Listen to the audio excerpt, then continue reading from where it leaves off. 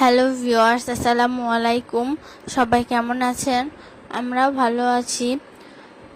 Shabnam daily blog থেকে চলে এসেছি নতুন আরেকটি ভিডিও নিয়ে।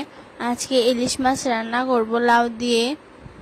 সবাই আমার পেজটা ফলো করবেন, লাইক কমেন্ট করে পাশে থাকবেন।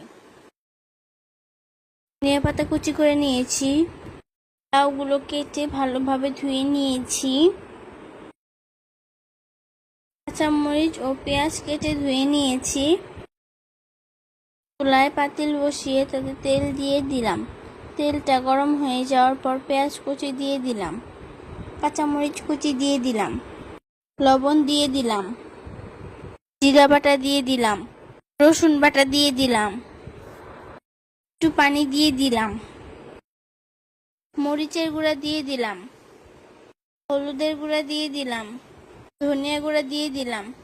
মশলাগুলো কষানো হয়ে গেছে, এখন মাছগুলো দিয়ে দিলাম। মাছটা ভালোভাবে কষিয়ে নিব। একটু পানি দিয়ে দিলাম। মশলাটা কষানো হয়ে গেছে, এখন উঠিয়ে নিব। মাছগুলো উঠিয়ে নিয়েছি। কষানো মশলাগুলোর মধ্যে কেটে রাখা লাউগুলো দিয়ে দিলাম, ঝোল দিয়ে দিলাম।